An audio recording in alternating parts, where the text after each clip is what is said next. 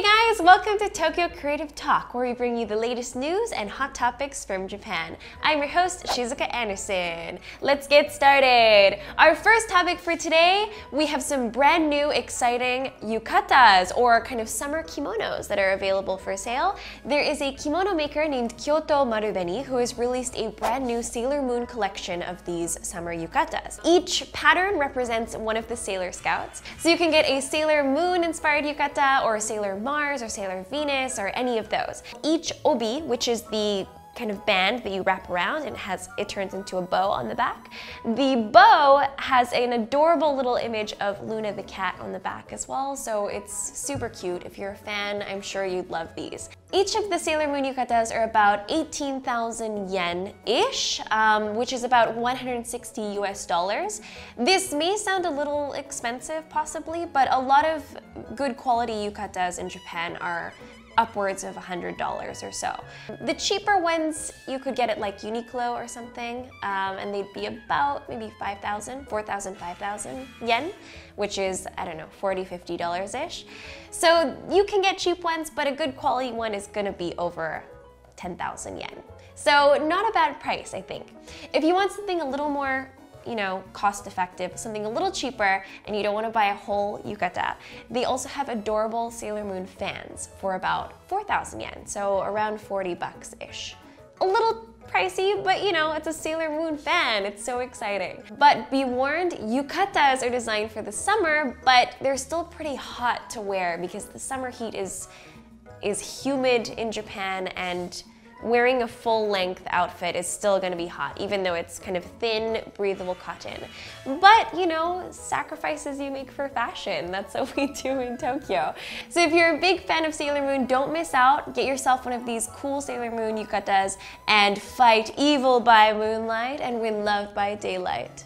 Next topic! As you know, it is brutally, brutally hot in Japan right now. It's so hot that the Japan Meteorological Agency has actually declared this a national state of disaster. You might think that the 38 to 40 degrees Celsius temperatures are not that hot depending on where you're from, but you have to keep in mind that humidity levels in Japan are super, super high. They're on average, I think usually about 50% humidity. They can be higher, 60, I think even 70 sometimes. So particularly if you're an elderly person, this is a brutal situation, and it has caused already 60 deaths in Tokyo and over thousands of people in hospitals with heat stroke due to this heat wave. So it is a really serious situation. Don't underestimate how hot it actually is. And in these circumstances, of course, people are super irritable. Nobody wants to deal with anything in this heat, yet there are tons of people out there still doing their jobs. Of course, emergency workers are out there every day,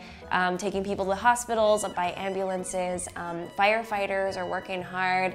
Even the train staff as well. They're on these busy, crowded, super hot station platforms, and they're helping get people into the trains. And despite all of this, some people have the gall to complain about when some of these service workers or emergency personnel are taking breaks or drinking water or something like that. Things that are normal for everyone else.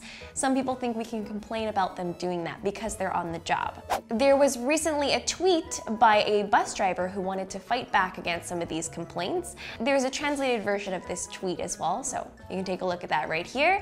It says, someone is complaining about emergency workers taking breaks, staff at convenience stores talking, behind the store or something, bus driver drinking water on the job. Basically, what this guy is saying is, who cares? How does this affect you at all? Does it hurt you that people are, in the heat drinking some water? Just because they're here to serve you, it doesn't mean that they don't have the right to take a little break or drink some water, hydrate. We all need to take care of ourselves. It doesn't mean that they're working any less hard. They're still working very hard in this heat, and we all deserve a break. Yeah, I think it was actually very good of him to speak out and put some people in their place for complaining about this. Of course, it's understandable that you'd be irritable in this weather, but cut some of these people some slack. They're working outside all day long. So let's let them have their water, let's let them have some breaks during the day, and let's appreciate their hard work out there. Thank you guys for doing what you do every day. You guys are the real MVPs. Attention anime fans!